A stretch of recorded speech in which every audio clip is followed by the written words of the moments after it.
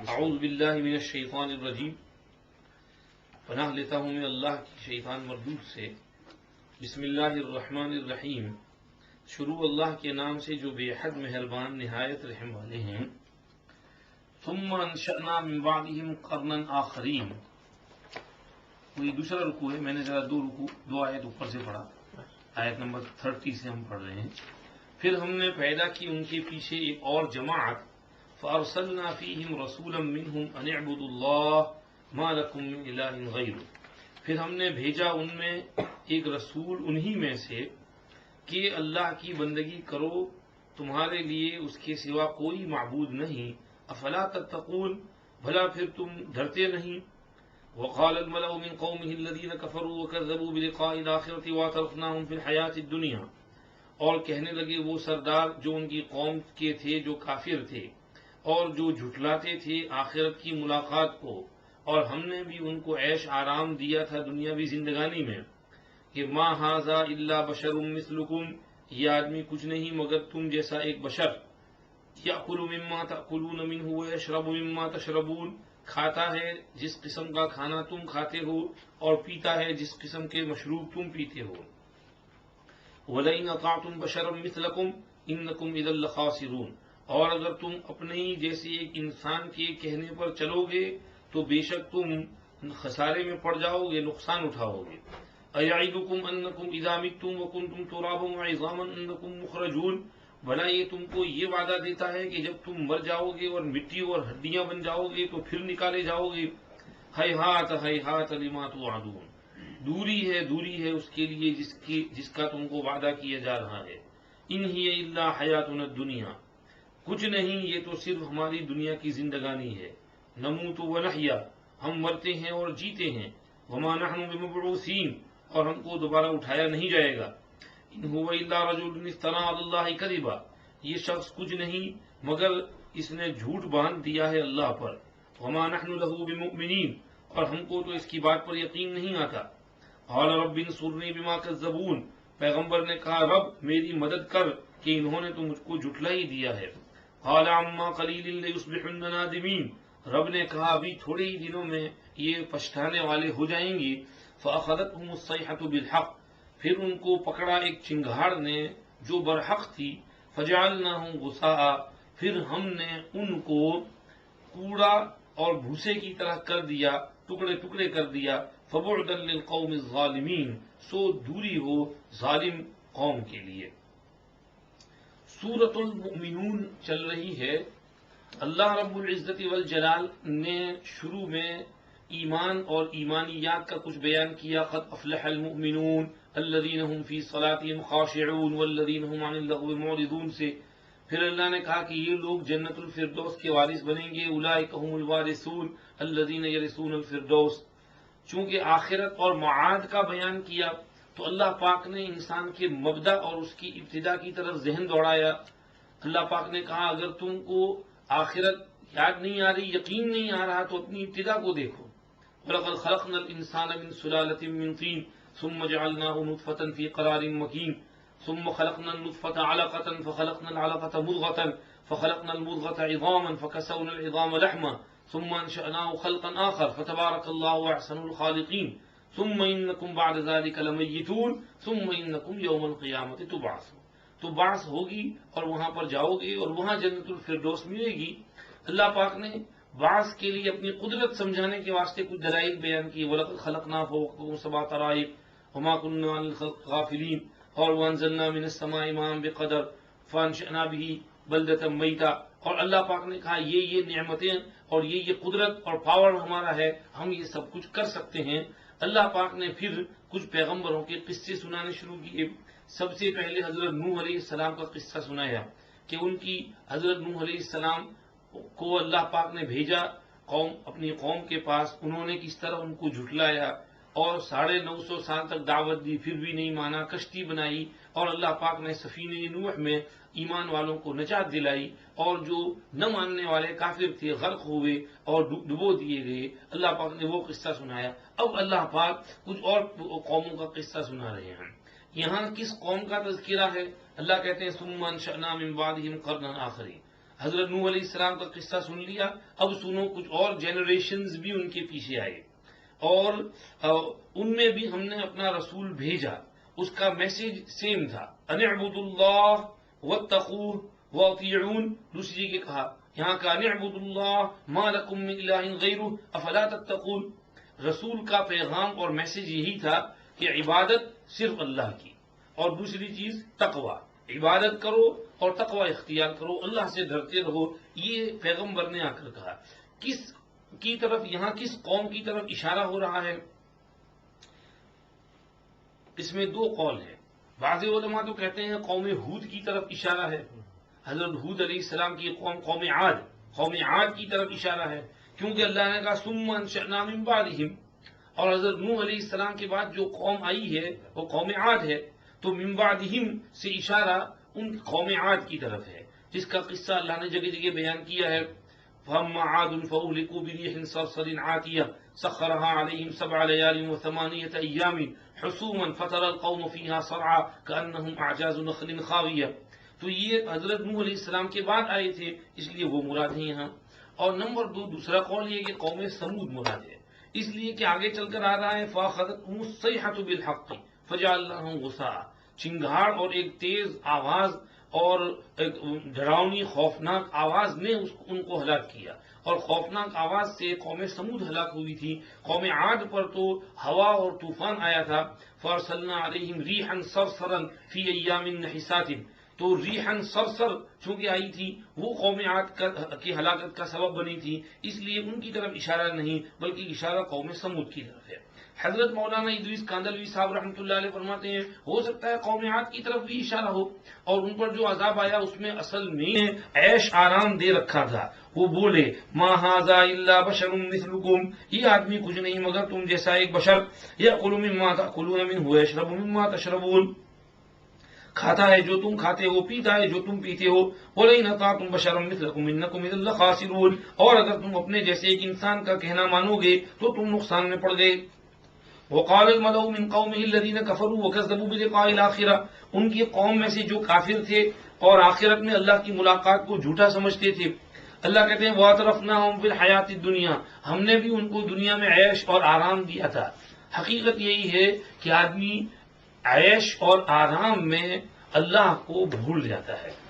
جب تکلیف ہوتی ہے، مرض اور بیماری ہوتی ہے تو اللہ کو یاد کرتا ہے۔ بستر میں پڑا ہے ہاسپٹل میں، اللہ اللہ اللہ اللہ شفا دے، اللہ ٹھیک کر دے۔ لیکن جب عیش، کھانا پینا، موج مزہ، پیسہ روپیہ، تو اس کو پھر شرارت سوچتی ہے، شیطان جو ہے اس کو شرارت پر آمادہ کرتا ہے۔ تو عموماً دنیا میں یہ جو ظلم کرنے والے اور سمجھیے کہ ناانصافی کرنے والے، دوسروں کے حقوق مارنے والے جو لوگ ہوتے ہیں یہ عیش پرست ہی ہوتے ہیں۔ تو اللہ نے کہا ان کی قوم کے وہ سردار جو عیش پرست تھے اور ہم نے دنیا میں ان کو دولت دے رکھی تھی، عیاشی کرتے پھرتے تھے، تو ایسے عیاش اور اوباش لوگ بولنے لگے ما ھذا الا بشر مثلکم، اس کی بات مت ماننا، یہ تو تمہارے جیسے ایک بشر ہے، یہ بھی کھاتا ہے تم بھی کھاتے ہو، پیتا ہے تم بھی پیتے ہو، ایسے آدمی کی کیوں بات ماننا؟ اگر اپنے جیسے آدمی کی بات مانے تو نقصان میں پڑ گئے۔ انہوں نے یہ بات کہہ تو دی، لیکن جو ماننے والے تھے انہوں نے اپنا برین یوز نہیں کیا۔ اگر وہ سوچتے تو یہ سوچتے کہ وہ جو عیاش سردار ہیں وہ بھی تو ان کے جیسے بشر ہیں، تو ان کی بات کیوں مانیں؟ اگر رسول کی بات نہیں ماننی ہے تو پھر یہ جو ان کے سردار ہیں، قوم کے لیڈر ہیں، سرغنے ہیں، الذین کفروا وکذبوا واطرفوا، تو وہ ان کی بات ماننا کیا ضروری ہے؟ جب وہ کہہ رہے رسول کی بات مت مانو کیونکہ رسول ایک انسان ہے، تو یہ بھی تو ایک انسان ہے، تو تمہاری بات کیوں مانے؟ اگر وہ ذرا سا دھیان دیتے تو سوچتے کہ ہاں بھائی تم ان کی بات ماننے سے منع کر رہے ہو تو تمہاری بات بھی ہم کیوں مانیں، ہم خود سوچیں گے، اپنا دماغ یوز کریں گے۔ جب اپنا دماغ یوز کریں گے، سوچیں گے اور اچھی طرح دھیان دیں گے تو پھر جو ہے رسول کو بھی مان لیں گے اور سمجھیے کہ ہو سکتا ہے ان کو ہدایت نصیب ہو جائے۔ تو انہوں نے اتنا بھی دھیان نہیں دیا اور سمجھیے کہ ان کے چکر میں آ گئے، اور انہوں نے جب یہ کہا کہ اپنے جیسے انسان کو رسول نہیں ماننا چاہیے اور اس کو نہیں، اس کی فالو نہیں کرنا چاہیے، انہوں نے کہا ہمارے سرداروں سرداروں نے کہا اس لیے ہم سردار کی بات مانیں گے، رسول کی بات نہیں مانیں گے۔ تو یہ خود ایک مغالطہ ہے ان کا، اور سمجھیے کہ یہ دھوکے میں ڈالنے کی چیز ہے کہ کسی کے محض بشر ہونے کی وجہ سے اس کا انکار نہیں کیا جا سکتا، اس کی بات کو دیکھا جائے گا وہ کیا کہہ رہا ہے، سوچا جائے گا، دھیان دیا جائے گا، پھر جو ہے اس کا فیصلہ اور اس کا ججمنٹ کیا جائے گا۔ اسی لیے ہم پہلے بھی سنا چکے ہیں، مکہ مکرمہ میں باہر سے بہت سے لوگ آتے تھے، تو مکہ کے سردار وہاں پر پہرے دار کھڑے کر دیتے تھے، کہتے تھے دیکھنا ہمارے یہاں ایک آدمی ہے مجنون ہے، اس کی بات مت ماننا، ان محمد مجنون، اس کے پاس نہ جانا، نعوذ باللہ، اس کی بات مت سننا۔ تو لوگ اس سے دور دور رہتے تھے، محمد کو دیکھیں تو بھاگ جاتے تھے، اس کے پاس نہیں جانا ہے، اس کے پاس نہیں جانا ہے۔ ایک آدمی آئے ہوئے تھے، ضماد ان کا نام تھا، تو وہ ان کو بھی ایسے ہی کہا گیا، تو وہ بھی مکہ مکرمہ میں کچھ دن دور رہے۔ پھر ایک دن انہوں نے سوچا کہ یار میں تو سمجھدار آدمی ہوں، میں کیوں ان کی بات مانوں، لاؤ میں اس سے بات تو کروں، لیٹ می اسپیک ٹو ہم۔ تو پھر وہ حضور پاک صلی اللہ علیہ وسلم کو ڈھونڈ کر کے آپ کے پاس گئے اور آ کر کے کہنے لگے کہ یا محمد انی ارقی من ھذا الریح، یا محمد میں جو ہے یہ جو جنون ہے اس کا علاج کرتا ہوں، تو اگر آپ کو بھی نعوذ باللہ کچھ جنون دیوانگی ہے تو میں آپ کا کچھ علاج کروں، کچھ دم کروں، پھونک ماروں آپ کو، آپ ٹھیک ہو جائیں۔ تو آپ صلی اللہ علیہ وسلم ان کی بات سنتے رہے۔ اس کے بعد آپ نے کہا بسم اللہ الرحمن الرحیم، ان الحمد للہ نحمده ونستعینه ونستغفره ونؤمن به ونتوکل علیہ ونعوذ باللہ من شرور انفسنا ومن سیئات اعمالنا من یهدی اللہ فلا مضل له ومن یضلل فلا ہادی له۔ حضور نے یہ بات کہی تھی تو وہ دماغ کہنے لگے اعد علیہ کلمات کہا بولا، یہ باتیں ذرا پھر سے کہو۔ حضور نے پھر سے وہ جملے دہرائے، کہنے لگے واللہ لقد سمعت قول الكهنة والسحرة والشعراء وما سمعت مثل كلامك هؤلاء ولقد بلغنا ناعوس البحر هات يديك لأبايعك۔ کیا میں نے تو بہت سی باتیں سنی ہیں لیکن اتنے پیارے کلمات تو سنے ہی نہیں ہیں، اور یہ تو سمندر کی تہ میں سے نکال کر لائے، لاؤ میں بیعت کرتا ہوں، اشہد ان لا الہ الا اللہ، کلمہ پڑھیں۔ تو آدمی سوچے تو آدمی کو سمجھ میں، انہوں نے سوچنے کا موقع ہی نہیں دیا، اتنا برین واش کر دیا کہ ان کو پتہ ہی نہ چلے، اوور پاور کر دیا اور کہہ دیا کہ ان کی بات مت ماننا، اور وہ لوگ بھی کہنے لگے اچھا آپ نے کہہ دیا سردار تو ہم ان کی بات نہیں مانیں گے، اس لیے انہوں نے چکر دے دیا۔ بسم اللہ الرحمن الرحیم۔ ہاں تو انہوں نے کہا وَلَئِنْ أَطَعْتُمْ بَشَرًا مِثْلَكُمْ إِنَّكُمْ إِذًا لَخَاسِرُونَ۔ حضرت مولانا ادریس کاندھلوی صاحب رحمۃ اللہ علیہ فرماتے ہیں ایک مسٹیک تو ان کی یہ ہوئی کہ انہوں نے یہ نہیں دیکھا کہ وہ خود بشر ہیں اور ان کی بات مان رہے ہیں، دوسری یہ کہ انہوں نے بت کی عبادت جو ہے اور عبادت الاصنام اس کو تو انہوں نے باور کر لیا اور مان لیا، اور اللہ کی عبادت جو ہے اس سے انکار کیا۔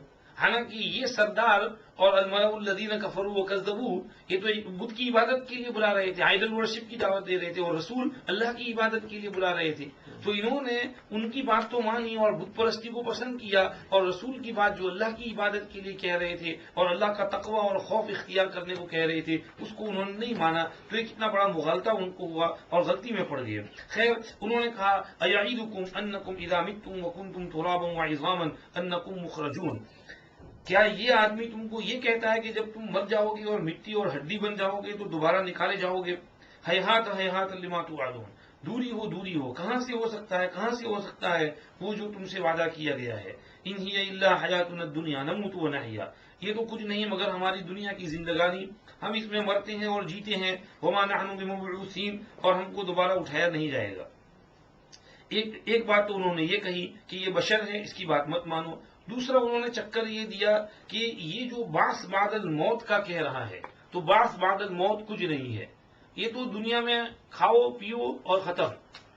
وقالوا ما هي الا حیاتنا الدنیا نموت ونحیا وما يهلكنا الا الدهر وما لهم بذلك من علم ان هم الا يظنون۔ سورہ جاثیہ میں اللہ نے فرمایا کہ یہ لوگ کہتے ہیں کہ یہ کچھ نہیں، ہماری دنیاوی زندگانی ہے، ہم مرتے ہیں اور جیتے ہیں اور زمانہ ہم کو مارتا ہے۔ وما یہلکنا الا الدہر وما لهم بذلك من علم انہم الا یظنون۔ اللہ فرماتے ہیں ان کے پاس اس کی کوئی ڈیفینٹ علم اور ٹھوس خبر نہیں ہے، یہ تو صرف گمان اور کنجیکٹر اور وہم اور ظن ہے جس کی بنا پر وہ ایسی باتیں کرتے ہیں، حقیقت وہ ہے جو اللہ کہہ رہے ہیں کہ بعث بعد الموت ہے۔ تو یہاں بھی انہوں نے کہا کہ ان ہی الا حیاتنا الدنیا، دوری ہو، یہ باتیں تو کچھ بھی نہیں ہیں۔ جیسے ہم کہتے ہیں عموماً آج کل بھی لوگ یہی کہتے ہیں کہ دنیاوی لائف ہے، انجوائے کرو، کھاؤ پیو، اور جیسے یہ آنکھ بند ہوگی قبر میں دفن ہوئے ختم، کچھ بھی نہیں اس کے بعد. تو کیا اللہ پاک نے ایسے ہی انسان کو بنا دیا، دنیا کو ایسے ہی بنا دیا کہ مرنے کے بعد کوئی حساب کتاب نہ ہو، قبر میں دفن ہو گئے وہ ختم ہو جائے سب کچھ؟ یہ ہو نہیں سکتا ہے.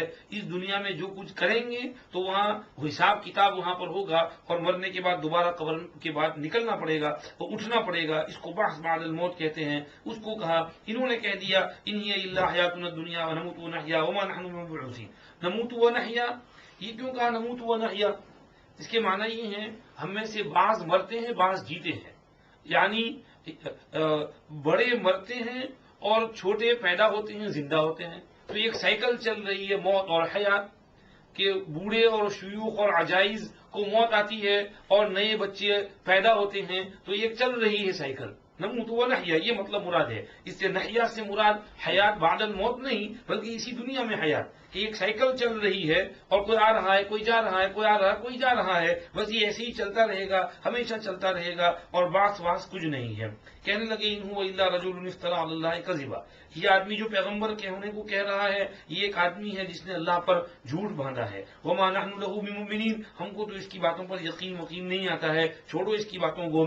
تو انہوں نے اس طرح سے پیغمبر کو جھٹلا دیا. پیغمبر نے کہا رب انصرنی بما کذبون، پروردگار اب تو ہی میری مدد کر، انہوں نے تو مجھے جھوٹا کہہ دیا ہے، اب میں کتنا کہاں تک ان کو دعوت دوں.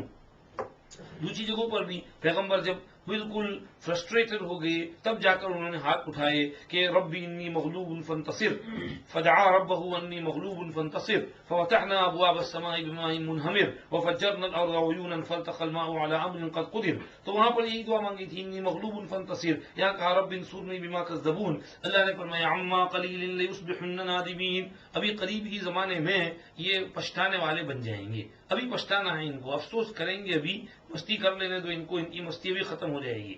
فاخذتهم الصیحة بالحق، جو بات برحق تھی وہ چنگھاڑ صیحہ چیخ نے ان کو پکڑ لیا. فجعلناهم غثاء، ہم نے ان کو کوڑا بنا دیا. فبعدا للقوم الظالمین، سو دور ہو جائیں ظالم گنہگار لوگ. چیخ نے ان کو پکڑ لیا جو بالکل برحق تھی اور حق تھی، ہم نے ان کو ایسا بنا دیا جیسے بھوسا ہوتا ہے بکھرا ہوا منتشر. جیسے اللہ پاک نے ابرہا کے لشکر کے بارے میں کہا وارسل علیہم طیرا ابابیل فجعلہم کعصف مأکول. اللہ پاک نے ابابیل بھیجے اور جیسے کھایا ہوا بھوسا ہوتا ہے تو اس طرح کر دیا ان کو بھی منتشر اور بکھرے ہوئے تتر بتر کر دیا. کوئی آدمی وہاں پڑا ہے، کوئی یہاں پڑا ہے، کوئی وہاں پڑا ہے. یہی حال ہو گیا. ان کی جمعیت اور ان کی مجلس اور ان کی قوم اور ان کی طاقت اور غرور جس پر نشہ تھا کچھ کام نہیں آیا. فبعدا للقوم الظالمین، دوری ہو ایسی ظالم قوم کے لیے. ثم انشأنا من بعدهم قرونا آخرین، پھر ہم نے ان کے پیچھے اور جماعتیں پیدا کی اور اٹھائیں. ما تسبق من امت اجلها وما يستأخرون، کوئی قوم اپنے وعدے سے نہ آگے جاوے نہ پیچھے رہے. یعنی ان کے پیچھے اور بھی جنریشن آئے. قوم عاد کے بعد قوم سمود جو حضرت صالح علیہ السلام کی قوم ہے، قوم شعیب، تو قوم لوط، قوم ابراہیم، یہ سب قومیں آئیں حضرت صالح علیہ السلام کے بعد اور ہود علیہ السلام کے بعد. ان کو کہا ثم انشأنا من بعدهم قرونا آخرین، جماعتیں جنریشنز آتے گئے. ما تسبق من امت اجلها، کوئی قوم اپنے وعدے سے آگے نہیں بڑھتی تھی. یعنی ہر قوم کے لیے ایک لمٹ تھی کہ اتنا ٹائم ہے، اور وہ ٹائم میں وہ قوم ختم ہو ہی جاتی تھی. جیسے ہسٹری کو ہم دیکھتے ہیں تو کوئی بھی ڈینسٹی اور کوئی بھی طاقت اور پاور ہمیشہ نہیں رہا ہے، اور ہمیشہ تغیر تبدل آتا رہا ہے. تو حضرت نبی پاک صلی اللہ علیہ وسلم کی ولادت سے پہلے 2000 سال پہلے فارس اور ایران کی حکومت تھی، روم کی حکومت تھی، ختم ہوئی اتنی طاقتور حکومتیں. اور پھر جو ہے مسلمانوں کا ایک زمانے تک عروج رہا، پھر زوال بھی ہوا، عباسی خلافت ختم ہوئی، تاتاری آئے اور پھر تاتاری گئے، پھر عثمانی خلیفہ آئے، اور اس کے بعد پھر اور انقلابات اوپر نیچے اونچ نیچ، اندلس میں، اسپین میں، ادھر ادھر. اور پھر یہاں قریب زمانے میں اب سے 100 سال پہلے رشیا اور ہٹلر اور یہ قومیں، اور اس کے بعد جو ہے برٹش راج اس سے پہلے، پھر ابھی کوئی اور ہے، اس کے بعد کوئی اور آئے گا. تو اللہ پاک فرماتے ہیں کہ یہ اونچ نیچ جو ہے یہ تو سائیکل ہے، چلتا رہتا ہے، اور ہر قوم کے لیے ایک فکس ٹائم ہے، ٹرم ہے، وہاں تک وہ چلتی ہے، اس کے بعد وہ ختم ہوتی ہے. تو ما تسبق من امت اجلها، کوئی امت اپنے اجل اور اپنی لمٹ اور وعدے سے نہ آگے بڑھتی ہے نہ پیچھے ہٹتی ہے، یعنی وہ پہلے بھی نہیں ختم ہوگی اور بعد میں بھی نہیں. اللہ پاک کی طرف سے جو جس کا ٹائم ہے اس ٹائم پر ہی وہ سمجھیے ختم ہوتے ہیں اور انقلاب آتا ہے. یہ ہوتا رہتا ہے، دنیا اسی طرح چلی ہے اور ایسے ہی چلے گی. اللہ کہتے ہیں ثم ارسلنا رسولنا تترا، پھر ہم نے ہمارے رسولوں کو تسلسل سے لگاتار دمادم بھیجا. کلما جاء امۃ رسولھا کذبوہ، جب بھی کسی قوم کے پاس رسول آتا اس کو جھوٹا کہتے. فاتبعنا بعضهم بعضا، پھر ہم چلاتے گئے ایک کے پیچھے دوسرے کو. وجعلناہم احادیث، اور ہم نے ان کی کہانیاں بنا دی. فبعدا لقوم لا یؤمنون، پس دوری ہو ایسی قوم کے لیے جو مانتی نہیں اور ایمان نہیں لاتے. اللہ فرماتے ہیں تسلسل کے ساتھ رسول بھیجے، شاید اس تسلسل کی وجہ سے یہ لوگ کچھ مان لے ہیں. اور سمجھیے کہ یہ حضرت ابراہیم علیہ السلام کے بعد ہے کہ ابراہیم علیہ السلام کے بعد ان کی اولاد میں بہت تیزی سے رسول آئے. حضرت ابراہیم علیہ السلام، اسحاق علیہ السلام، یعقوب علیہ السلام، یوسف علیہ السلام، یہ ایک کے بعد دیگر تسلسل سے آ رہے ہیں. اور پھر حضرت یعقوب علیہ السلام کی اولاد میں بہت رسول آئے، ان کو بنی اسرائیل کہتے ہیں. یہاں تک کہ حضرت موسیٰ علیہ السلام تشریف لائے. پھر موسیٰ علیہ السلام کے بعد اور بہت سے رسول آئے، ایوب علیہ السلام، سلیمان علیہ السلام، داؤد علیہ السلام، زکریا علیہ السلام، یحییٰ علیہ السلام. تو تسلسل سے رسول سمجھیے آتے رہے. اللہ پاک کہتے ہیں جب بھی رسول آتا جھٹلاتے یہ لوگ، تو ہم بھی ان کو اسی طرح ان کا حال کر دیتے جیسے پہلوں کا حال تھا، اور ان کی ایک کہانی ہو جاتی، افسانہ بن جاتے، اور لوگ کہتے ہاں کچھ لوگ آئے تھے ان کا ایسا ہوا تھا، اور ان کا تذکرہ ہوتا رہتا.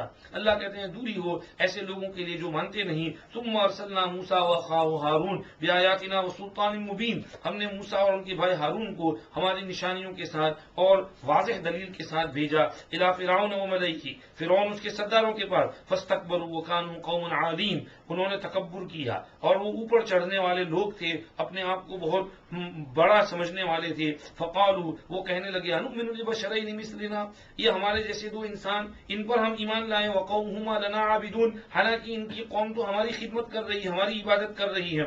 فکذبوہما، لوگوں نے موسیٰ ہارون کو جھوٹا کہا. فکانوا من المہلکین، وہی لوگ ہلاک ہوئے. ولقد آتینا موسیٰ الکتاب لعلہم یہتدون، موسیٰ کو ہم نے کتاب اس لیے دی تھی تاکہ لوگ اس کتاب کو پڑھ کر ہدایت پائیں. وجعلنا ابن مریم وامہ آیۃ وآویناہما الی ربوۃ ذات قرار ومعین، ہم نے مریم کے بیٹے اور اس کی ماں کو ایک نشانی بنایا تھا، اور ہم نے ان کو ٹھکانہ دیا تھا ایک ٹیلا اور ایک ہلی ایریے کی طرف، جو ٹھہرنے کی اچھی جگہ بھی تھی، جہاں چشمہ بھی تھا، وہاں ہم نے ان کو پہنچایا تھا. تو یہ پیغمبروں کا ایک سلسلہ رہا جس کو اللہ نے بیان کیا. آگے اللہ کہتے ہیں ہم نے ان سب سے کہا تھا یا ایھا الرسل کلوا من الطیبات، اے پیغمبرو اچھی اور حلال چیزیں کھاؤ. واعملوا صالحا، نیک کام کرو. انی بما تعملون علیم، مجھے پتا ہے جو کچھ تم کرتے ہو. وَإِنَّ هَذِهِ أُمَّتُكُمْ أُمَّةً وَاحِدَةً، بے شک یہ تمہاری امت ہے جو ایک امت ہے. وَأَنَا رَبُّكُمْ، میں تمہارا رب ہوں. فَاتَّقُونِ، مجھ سے ڈرتے رہو. فَتَقَطَّعُوا أَمْرَهُمْ بَيْنَهُمْ زُبُرًا كُلُّ حِزْبٍ بِمَا لَدَيْهِمْ فَرِحُونَ، لیکن انہوں نے ٹکڑے ٹکڑے کر دیے آپس میں اپنے کام کاج کے، اور ہر جماعت اپنے پاس جو چیز ہے اس پر خوش ہے اور خوشیاں منا رہی ہے. فَذَرْهُمْ فِي غَمْرَتِهِمْ حَتَّىٰ حِينٍ، چھوڑو ان کو ان کی مدہوشی میں ایک وقت تک، جب تک ہم کہیں گے. آگے پھر انشاءاللہ اس کو بعد میں پڑھیں گے. یہ جو ثم ارسلنا موسیٰ واخاہ ہارون سے نیکسٹ ویک انشاءاللہ.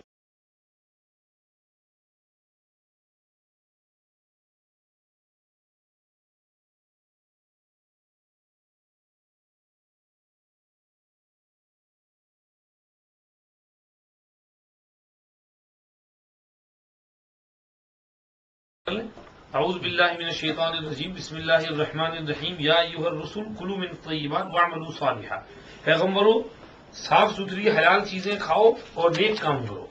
بے شک میں جانتا ہوں جو کچھ تم کرتے ہو.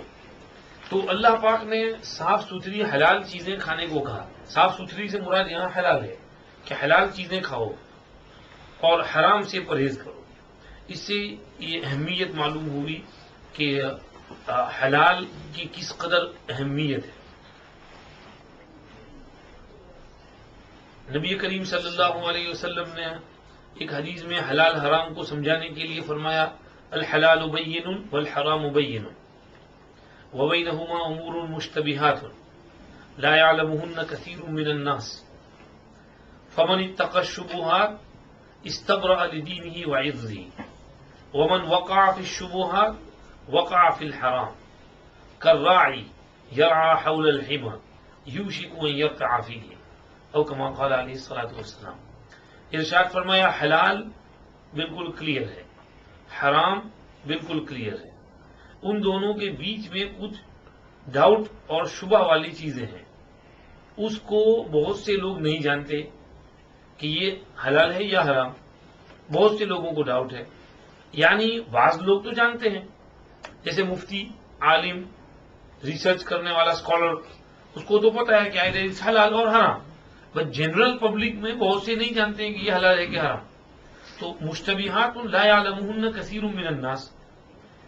اب آگے کیا ہے شبہ کے بارے میں؟ فمن اتقى الشبہات استبرأ لدینہ وعرضہ. جو شبہ سے دور رہے گا اس کا دین بالکل کلین ہو جائے گا اور اس کی عزت اور آنر بھی کلین رہے گا. ومن وقع فی الشبہات، اور جو شبہ والی چیزوں میں پڑے گا، یہ تو حرام تو نہیں ہے، صرف شبہ والی ہے، مکروہی ہے، چل جاتا ہے، تو شبہ کی چیزوں میں گرتا پڑے گا تو پھر وہ حرام میں بھی گرے گا. فرمایا جیسے کالراعی یرعی حول الحمى، کوئی شیپرڈ کسی فینس کے آس پاس اپنی بکریوں کو چرائے گا تو ہو سکتا ہے اس کی بکریاں کود کر بازو والے کھیت میں چلی جائیں اور اس میں بھی چرنا شروع کر دیں، حالانکہ اس کا چرنا حرام ہے اور اس کے لیے وہاں چرانا حرام ہے. وہ تو کسی کی ملک ہے، سبزیاں ہیں، اگائے ہیں وہاں پر پودے، اور گھاس کے بجائے اس کے پودے کھانا شروع کر دیا جو حرام ہیں. تو چرواہا اگر فینس کے قریب چڑھائے گا تو آگے بھی بڑھ جانے کا خطرہ ہے، تو چرواہے کو چاہیے کہ دور رہے. تو آگے فرمایا الا وان لکل ملک حما بلا وان حمى اللہ محارمہ. سنو، ہر بادشاہ کی ایک بارڈر لائن ہوتی ہے اور اللہ پاک کی بارڈر لائن اس کی حرام کردہ چیزیں ہیں. تو وہ سرکل کے اندر اندر رہنا، حلال میں کراس کر کے حرام کے اندر نہ چلے جانا، یہ حضور نے فرمایا. تو اس میں حضور نے کہہ دیا حلال بالکل کلیئر، حرام بالکل کلیئر. حلال انڈا ہے، روٹی ہے، سبزی ہے، چاول ہے، مرغی ہے اور شیپ ہے. حرام خنزیر ہے، کتا ہے اور چوری کا مال ہے، فراڈ ہے، یہ ہے، وہ ہے، شراب ہے، ڈرگز ہیں، حرام ہیں. کچھ چیزیں بیچ میں پتہ نہیں ہوتی کہ ادھر ہیں کہ ادھر.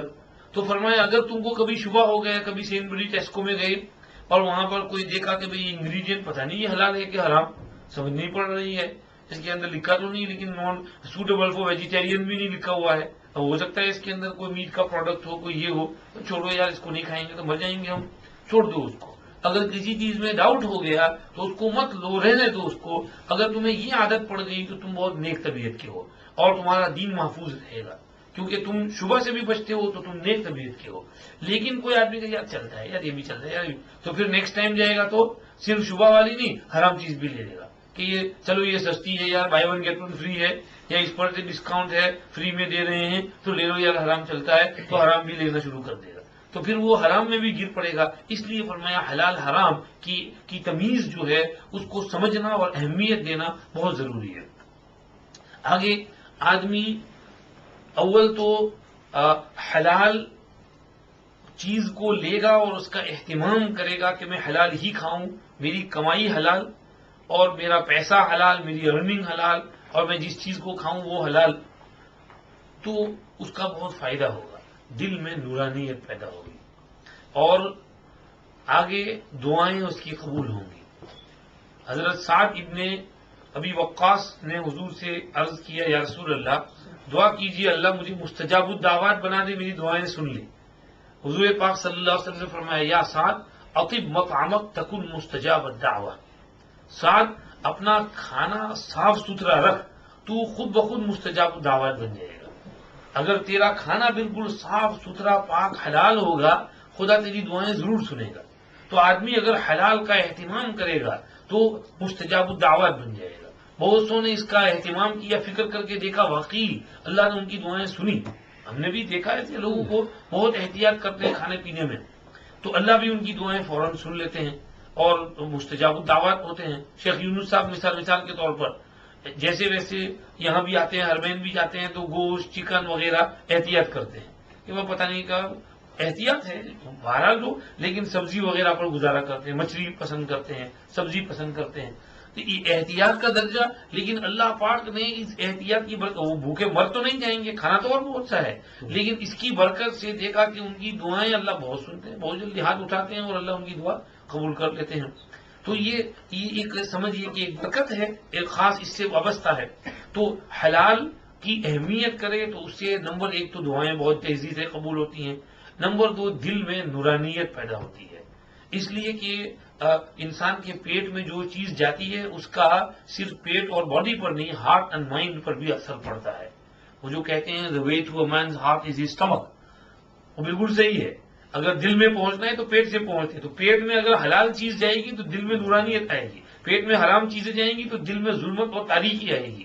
تو اس لیے دل میں اگر نورانیت پیدا کرنی ہے تو اس سے ہوگی.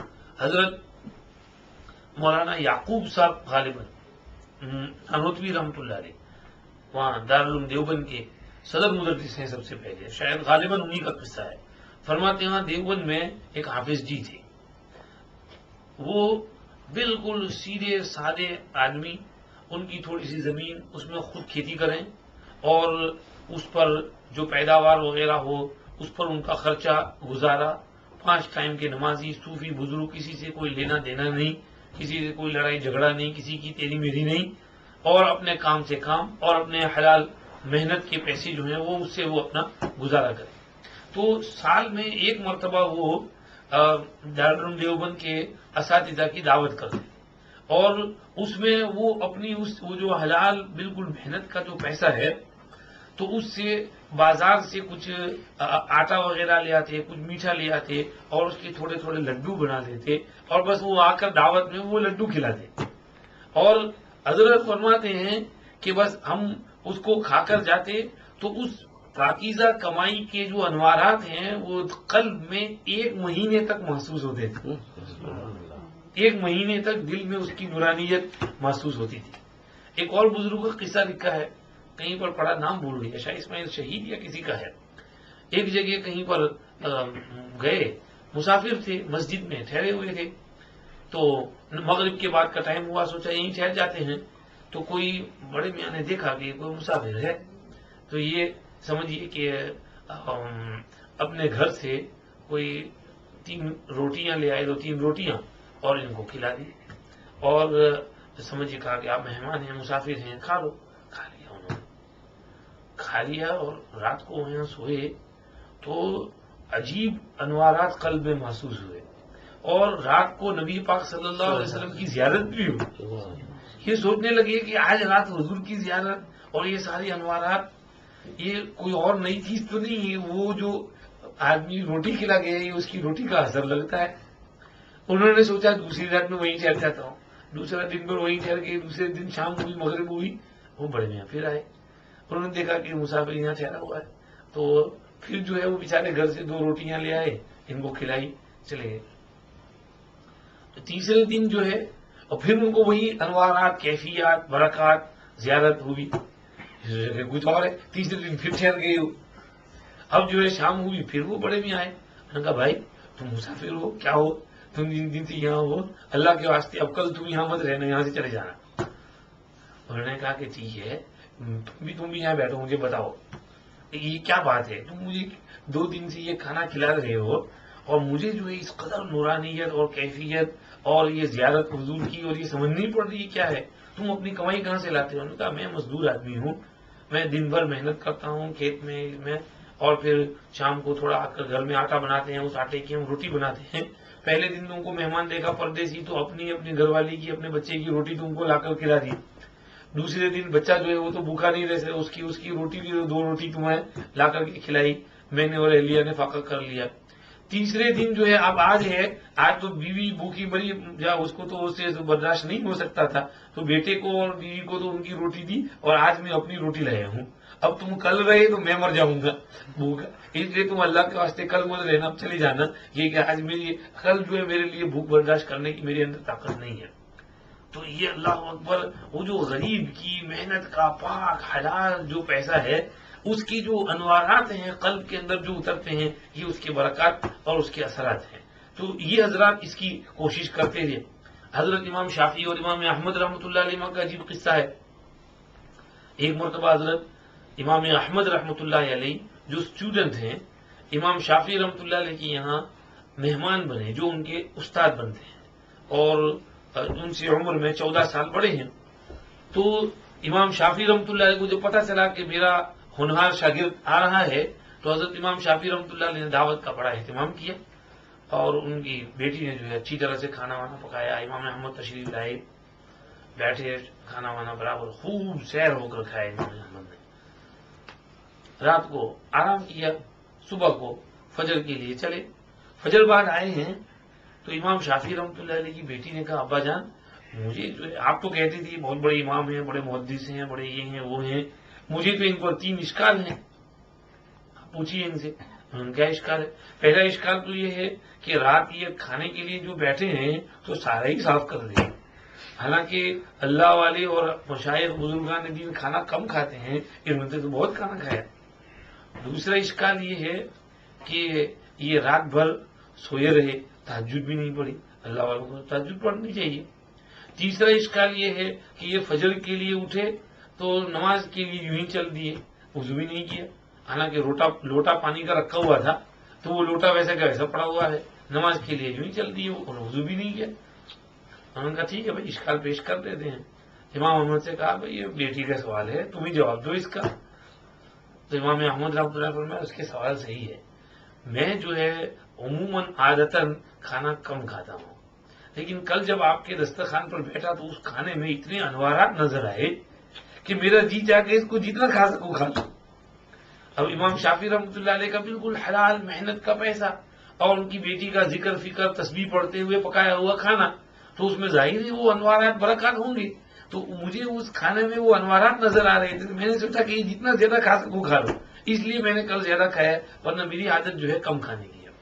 دوسری بات کہ میں نے رات تہجد نہیں پڑھی، بات یہ ہے کہ میں رات کو سمجھیے کہ سویا نہیں، جاگتا رہا اور بستر میں لیٹے لیٹے قرآن اور احادیث میں تدبر اور دھیان دیتا رہا، اور رات کو کل میں نے قرآن اور احادیث میں دھیان دے کر 100 مسائل کا استنباط کیا، استخراج کیا کہ اس آیت سے اس حدیث سے یہ مسئلہ نکلتا ہے، اس سے یہ مسئلہ نکلتا ہے، اس سے یہ مسئلہ نکلتا ہے۔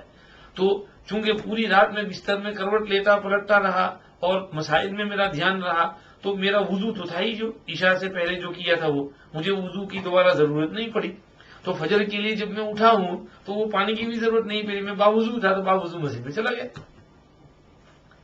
تو تہجد نہیں پڑی اس لیے کہ علم جو ہے وہ تہجد سے بھی مقدم ہے، نفل عبادت کے اوپر مقدم ہے علم، تو اس لیے میں علمی کام میں مشغول رہا، اس لیے تہجد نہیں پڑی، اور وضو تو تھا ہی، اس لیے میں سیدھا اٹھ کر مسجد چلا گیا۔ آپ لوگوں نے سمجھا میں سویا تھا، حالانکہ میں سویا نہیں تھا، میں تو جاگ رہا تھا۔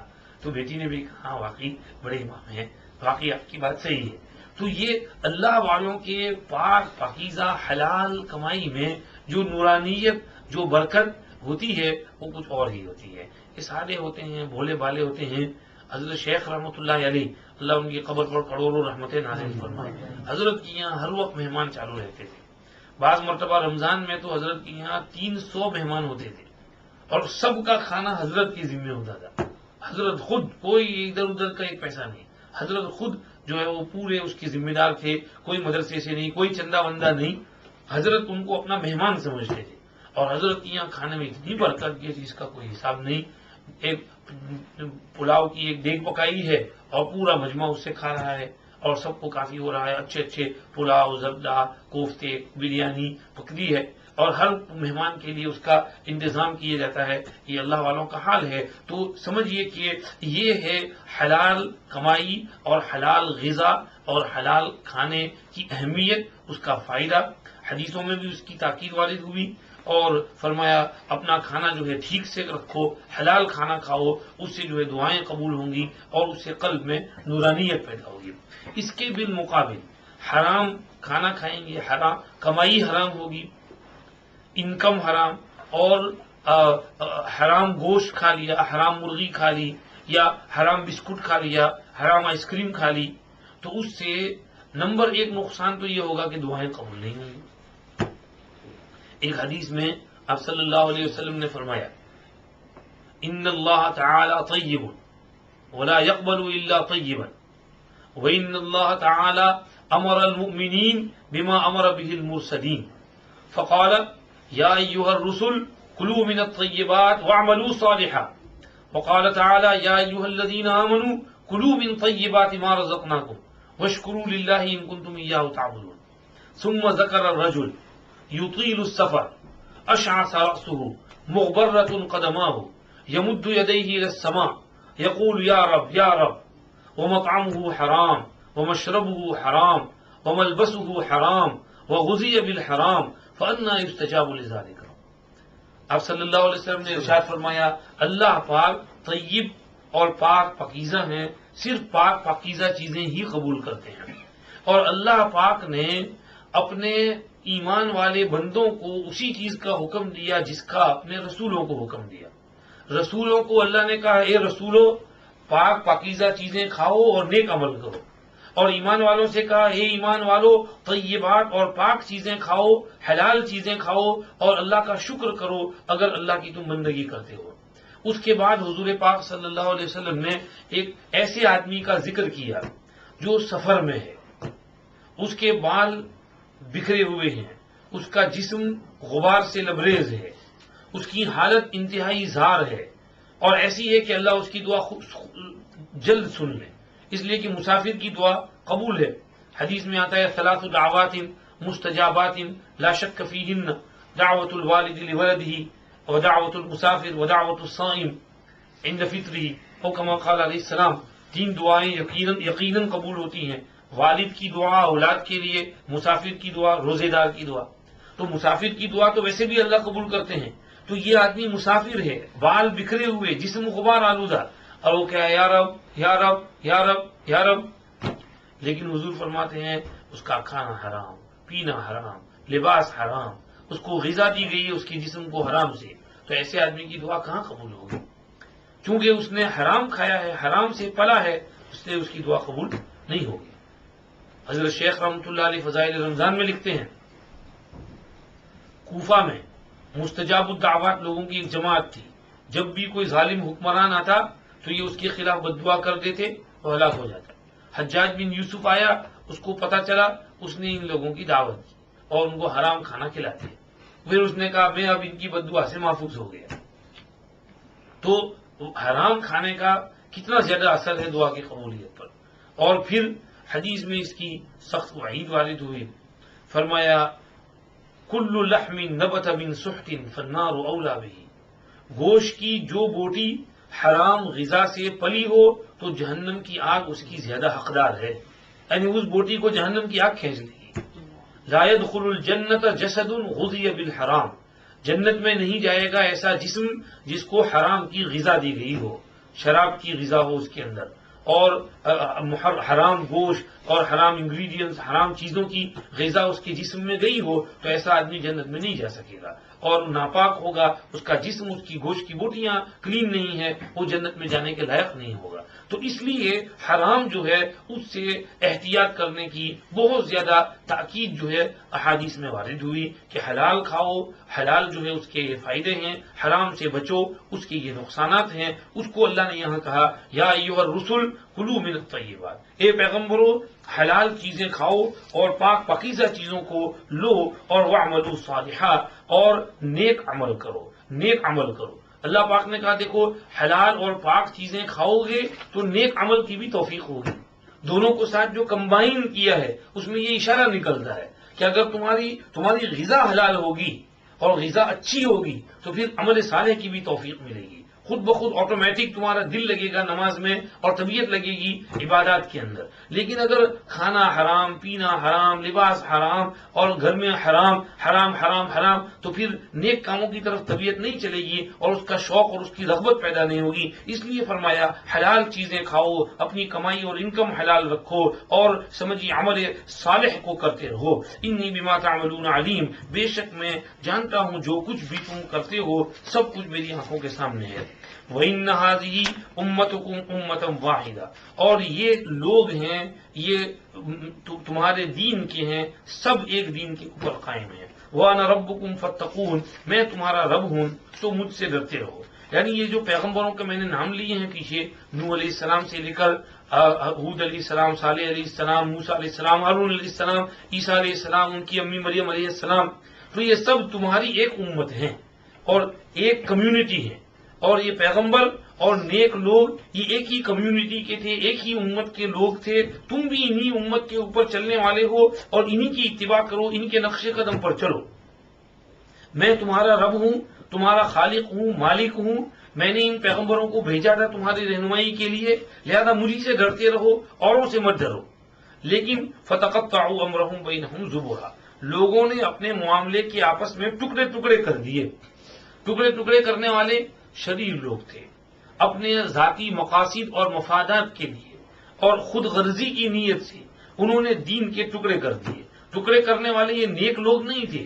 نیک لوگ جو ہوتے ہیں ان کے دلوں میں تو اتفاق اور اتحاد ہوتا ہے، اور وہ تو کسی بھی کلر کے ہوں، کسی بھی ریس کے ہوں، اور رنگ وغیرہ کو نہیں دیکھتے اور اس کو ریس کو نہیں دیکھتے، بلکہ ایک بینر لا الہ الا اللہ محمد رسول اللہ کے نیچے وہ آ جاتے ہیں، چاہے کوئی ہو، عرب ہو کہ عجم ہو، کالا ہو کہ گورا ہو، ہندوستانی کے، پاکستانی کے، بنگلہ دیشی کے، ایشین کے، یوروپین کے، امریکن کے، انڈونیشین، سب جو ہیں ایک کے نیچے آ جاتے ہیں۔ تو تم ایک ہو، لیکن لوگوں نے آپس میں ٹکڑے ٹکڑے کر دیے۔ شریر لوگوں کو اچھا لگتا ہے ٹکڑے کرنا، ڈیوائڈ اینڈ رول، یہ سمجھیے کہ اصول ہے، پرنسپل ہے کہ ٹکڑے کرو اور حکومت کرو۔ تو شریر لوگوں نے ٹکڑے ٹکڑے کر دیے لوگوں کے، اور پھر کیا ہوا؟ کل حزب بما لدیہم فرحون، ہر گروپ اپنی چیز پر خوش ہے۔ دیکھیے عربستان کے 22 ٹکڑے کر دیے، حالانکہ پورا عربستان اب سے 100 سال پہلے ایک خلیفہ کی ماتحتی میں تھا، اس کے بعد چھوٹے چھوٹے الگ الگ ٹکڑے کر دیے۔ اب ہر ایک کا نیشنل اینتھم الگ، ہر ایک کا لباس الگ، یہ جبہ جو ہے سعودی سٹائل ہے، یہ دبئی سٹائل ہے، یہ قطری سٹائل ہے، یہ کویتی سٹائل ہے، یہ مصری سٹائل ہے، یہ موروکن سٹائل ہے۔ یہ سب جبے کے اندر، سٹائل کے اندر ٹکڑے ہیں، لباس میں ٹکڑے ہیں۔ تو جب لباس میں ٹکڑے ہیں تو دلوں میں کیسے اتفاق آئے گا؟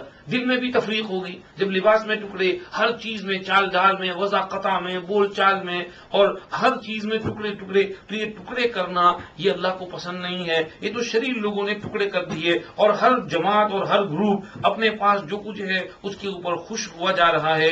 اللہ کہہ رہے ہیں فذرہم فی غمرتہم حتی حین، تو چھوڑ دو ان کو، ان کی بے ہوشی کے اندر ڈوبے جا رہے ہیں ایک وقت مقررہ تک۔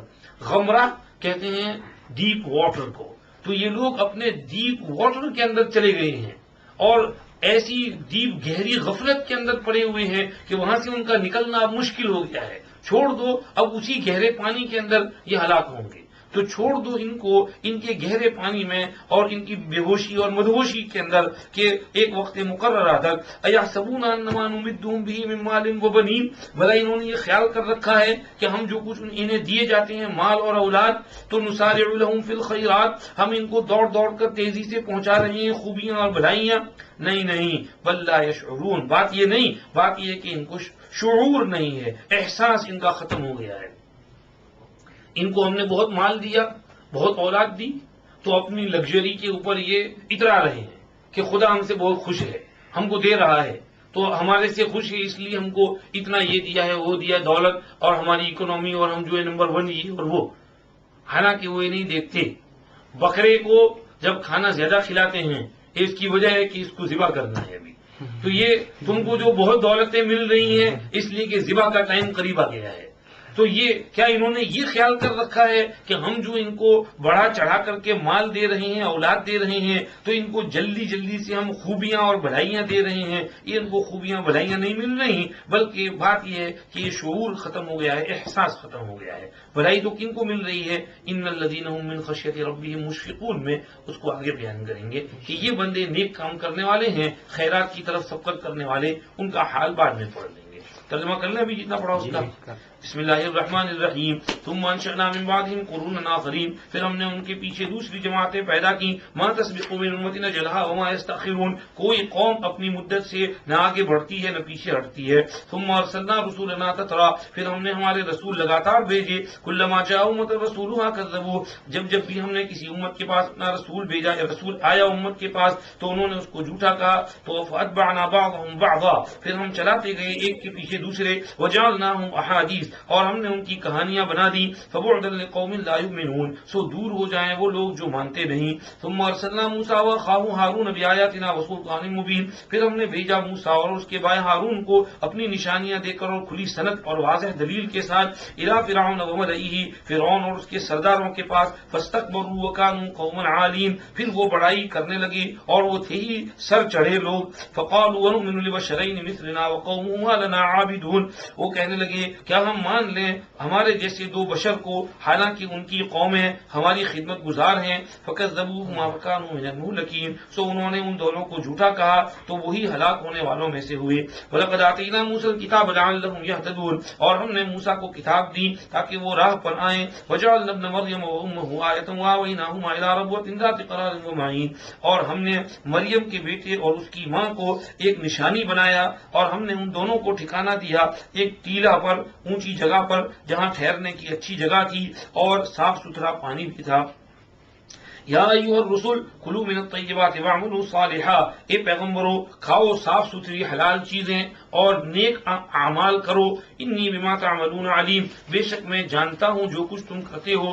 وان هذه امتکم امۃ واحدہ، اور بے شک یہ ہے تمہاری امت ایک ہی امت. وانا ربکم فاتقون، اور میں ہوں تمہارا رب سو مجھی سے ڈرتے رہو.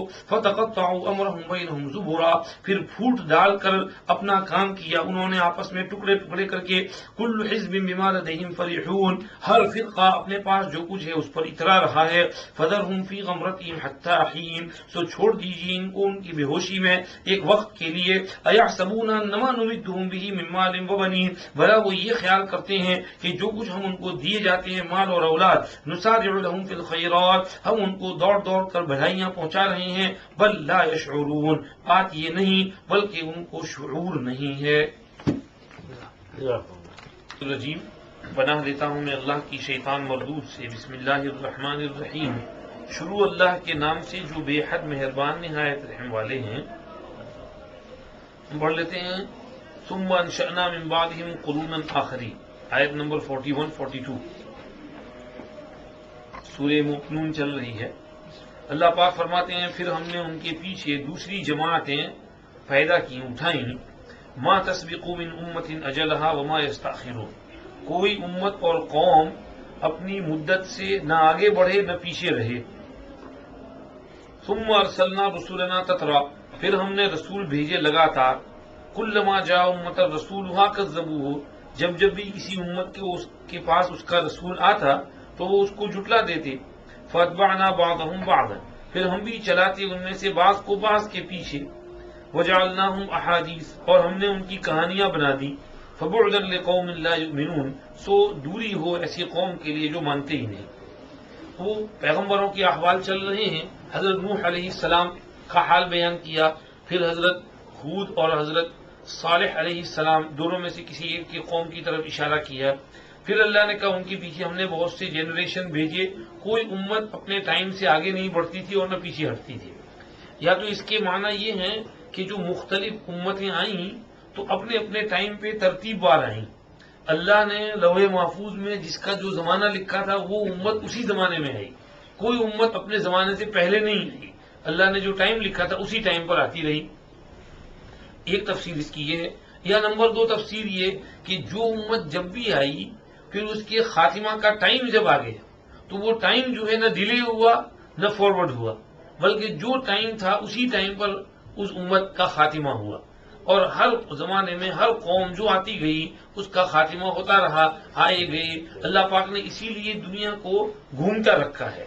اللہ پاک نے ایک جگہ ایک شخص کے پاس نہیں رکھا یا ایک قوم کے پاس، بلکہ دنیا گھومتی رہی ہے. تو اللہ پاک فرما رہے ہیں کہ ہر امت اور قوم اپنے اپنے وقت کے اوپر چلتی گئی اور نہ آگے بڑھی نہ پیچھے ہٹی. پھر ہم نے تسلسل سے رسول بھیجے، یعنی دمادم جیسے جیسے انسان بڑھتے گئے. حضرت آدم علیہ السلام کے زمانے میں انسان کم تھے، نوح علیہ السلام کے زمانے میں بھی تھوڑے تھے، ہود علیہ السلام کے زمانے میں، صالح علیہ السلام کے زمانے میں تھوڑے تھے. پھر انسانیت پھیلتی گئی، تو جیسے جیسے پھیلتی گئی رسولوں کی ضرورت بڑھتی گئی تو ہم نے بھی دمادم رسول بھیجے. تترا کے معنی تسلسل کے ساتھ اور لگاتار. ہم نے بھی کنٹینیوسلی رسول بھیجے.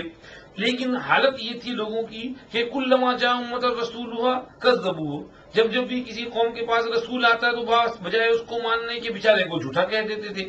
اور فاتبعنا بعضهم بعضا، پھر ہم بھی چلاتے گئے ایک کے پیچھے دوسرے کو.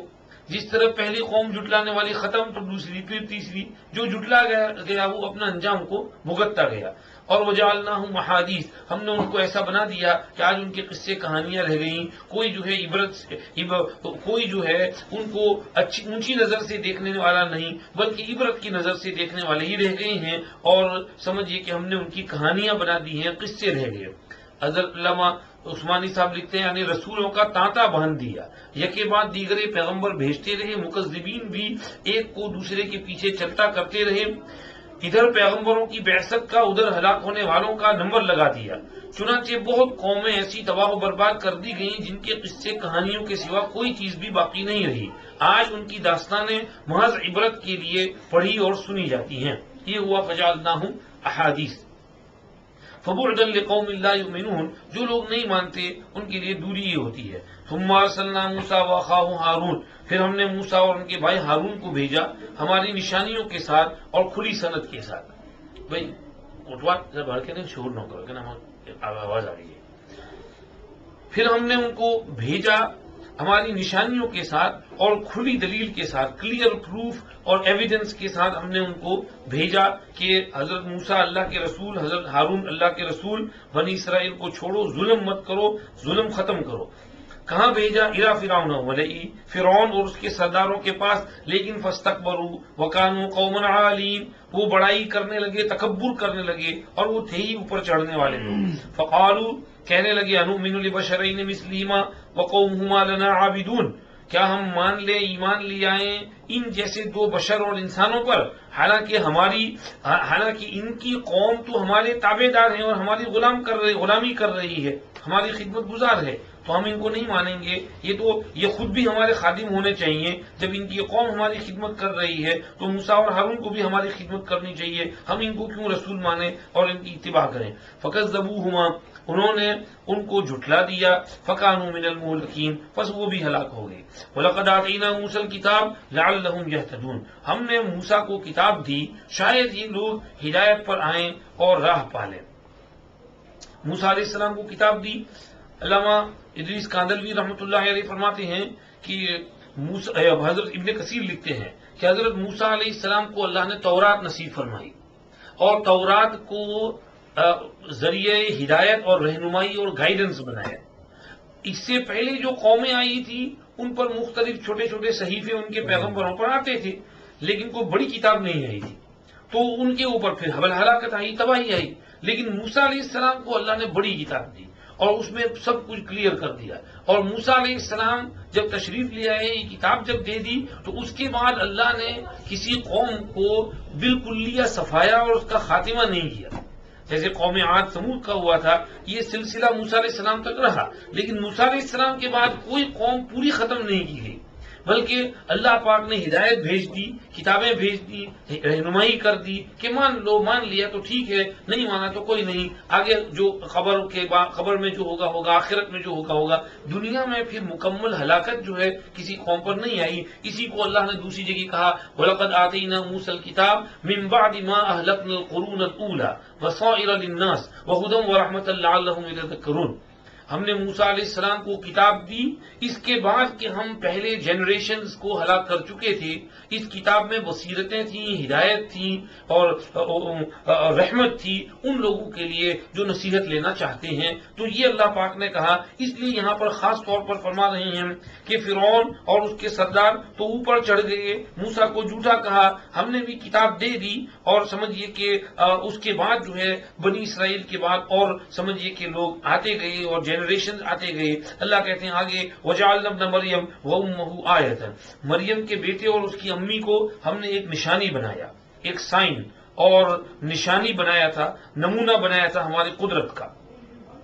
کون سی قدرت کا نمونہ بنایا تھا؟ اللہ پاک بغیر ماں بغیر باپ کے بھی پیدا کرتے ہیں، جیسے آدم علیہ السلام کو بغیر ماں کے صرف باپ سے بھی پیدا کرتے ہیں، جیسے حوا علیہ السلام کو آدم علیہ السلام کی پسلی سے پیدا کیا. اور بغیر باپ کے صرف ماں سے بھی پیدا کر سکتے ہیں، جیسے عیسیٰ علیہ السلام کو صرف ماں سے پیدا کیا، یہ بتانے کے لیے کہ میں قادر ہوں، میں کر سکتا ہوں، اللہ کہنا چاہتے ہیں۔ ویسے جنرل رول سائیکل تو یہ ہے کہ ماں اور باپ کے ملاپ سے انسان پیدا ہوتا ہے، مگر اللہ نے کہا کہ میں ہوں، میری قدرت کو بھولنا نہیں، میں جو ہے بغیر ماں باپ کے، بغیر باپ کے، بغیر ماں کے بھی پیدا کر سکتا ہوں۔ تو یہ ایک ایک نمونہ اور سائن اللہ نے رکھ دیا اپنی قدرت کے لیے۔ تو ہم نے مریم کے بیٹے کو بھی اور مریم کو بھی ہماری قدرت کی ایک نشانی بنایا تھا کہ یہ ہماری قدرت کی سائن ہے کہ ہم بنا سکتے ہیں۔ اور وَآوَيْنَاهُمَا إِلَىٰ رَبْوَةٍ ذَاتِ قَرَارٍ وَمَعِينٍ، ہم نے ان کو ٹھکانہ دیا ایک ٹیلے پر جہاں ٹھہرنے کی جگہ ہے۔ إِلَىٰ رَبْوَةٍ، ربوہ کہتے ہیں اونچی جگہ، ہلی ایریا، اور جہاں بہت بڑا ماؤنٹن نہیں، تھوڑی سی ہلی ایریا ہو آبادی سے، تو تھوڑی سی اونچائی ہو تو وہاں سبزی اور گھاس وغیرہ بھی بہت اچھا ہوتا ہے۔ اسی لیے دیکھیں گے یہ باغات اور پھول پھلواڑیاں عموماً چڑھائیوں کے اوپر ہوتے ہیں، جہاں چڑھائی ہوتی ہے، لینڈسکیپ ہوتا ہے، تو اس میں باغات بھی ہوتے ہیں، پھول بھی ہوتے ہیں، پھل میوے بھی ہوتے ہیں۔ تو چڑھائی والی جگہ کی طرف ہم نے ان کو ٹھہرایا اور ٹھکانہ دیا، جو ذات قرار ٹھہرنے کی جگہ بھی تھی، وہاں طبیعت کو سکون بھی لگتا تھا، اور وہ معین پانی کا چشمہ بھی وہاں پر تھا، صاف ستھرا پانی وہاں پر آتا تھا، ایسی جگہ ٹھہرایا۔ اس جگہ سے وَآوَيْنَاهُمَا إِلَىٰ رَبْوَةٍ ذَاتِ قَرَارٍ وَمَعِينٍ سے کیا مراد ہے، اس کی مختلف تفاسیر وارد ہوئے۔ نمبر ایک تفسیر اس کی وارد ہوئی کہ اس سے اشارہ دمشق کی طرف ہے، ابن عباس رضی اللہ عنہما سے وارد ہوا۔ نمبر دو، دمشق کا ایک خاص شہر ہے، اس کا نام الغوطہ ہے، بہت گنجان شہر ہے، کسی زمانے میں لوگ سیر کے لیے، سیاحت کے لیے، مائنڈ فریش کرنے کے لیے وہاں جاتے تھے۔ اتنا بڑھیا شہر ہے، وہاں پر نہریں بھی ہیں، باغات بھی ہیں، پھل فروٹ بھی ہیں، تو وہاں پر سمجھیے حضرت عیسیٰ علیہ السلام اور ان کی والدہ چلے گئے تھے اور اس علاقے میں رہتے تھے، اس کی طرف یہاں اشارہ ہے۔ نمبر تین، فلسطین کی طرف اشارہ ہے، اس لیے کہ فلسطین جگہ جو ہے وہ ایسی ہی ہے کہ وہاں پر بہت اناج، غلے، میوے، پھل وغیرہ ہوتے ہیں، اور پانی وغیرہ، موسم بھی اچھا ہے، اس لیے اس کی طرف اشارہ ہے۔ اور نمبر پانچ، عوفی نے یہ کہا، نمبر چار، کہ اس سے مراد بیت المقدس ہے، اس لیے کہ حضرت عیسیٰ علیہ السلام اور ان کی والدہ کی زیادہ تر زندگی بیت المقدس میں گزری ہے، اور حضرت عیسیٰ علیہ السلام کی ولادت ہوئی تو بیت المقدس سے چند میل کے فاصلے پر ہی حضرت مریم علیہ السلام تشریف لے گئی تھی، اور وہاں پر اللہ پاک نے ان کے لیے پانی کا چشمہ بہا دیا تھا، کھجور کے درخت سے کھجور گرائے تھے، تو اس جگہ کی طرف یہاں اشارہ ہے کہ ہم نے ان کو ٹھکانہ دیا اور ٹھہرایا ایک ذرا چڑھائی والی جگہ کی طرف، جو اچھی ٹھہرنے کی جگہ ہے، جہاں صاف ستھرے پانی کا چشمہ بھی بہتا ہے، اس کی طرف اللہ پاک نے اشارہ فرمایا ہے۔ اب یہ تو بات تو ہو گئی کہ عیسیٰ اور ان کی ماں ہماری قدرت کی نشانی، اور ہم نے ان کو رہنے کے لیے بہت اچھی جگہ دی تھی جہاں پر وہ آرام سے پیس آف مائنڈ کے ساتھ، سکون کے ساتھ رہ سکتے تھے۔ تفسیر تو اس کی ہو گئی۔ بعض لوگ کیا کہیں، قادیانی نے، مرزا غلام محمد قادیانی نے کہا کہ اس سے اشارہ کشمیر کی ایک جگہ کی طرف ہے، اور وہاں پر سمجھیے وہ جگہ ہے، اس کا نام ربوہ ہے، اور وہاں عیسیٰ علیہ السلام کو ٹھکانہ دیا، یعنی مجھ کو، اور میں عیسیٰ علیہ السلام ہوں۔ پھر جو ہے مرزائیوں نے یہاں سے ہٹ کر کے آگے کہا کہ نہیں، ایک جگہ، ایک شہر کا نام رکھ دیا پاکستان میں ربوہ، اور کہہ دیا کہ اس کی طرف اشارہ ہے قرآن شریف میں، اور اس جگہ کا نام ربوہ ہے، حالانکہ اس کا پرانا نام کچھ اور تھا، اس کو بدل کر کے ربوہ رکھ دیا اور کہہ دیا قرآن میں اس کی طرف اشارہ ہے۔ تو یہ سمجھیے قرآن کی مذاق ہے، اگر کوئی مانے تو مانے، کوئی عقل مند انسان اس کو تسلیم نہیں کرے گا۔ فرض کرو یہ رامز باٹم ہے، اگر کوئی اس جگہ کا نام لندن رکھ دے تو کیا یہ لندن بن جائے گا؟ یہ رامز باٹم ہی رہے گا، لندن تھوڑی بنے گا۔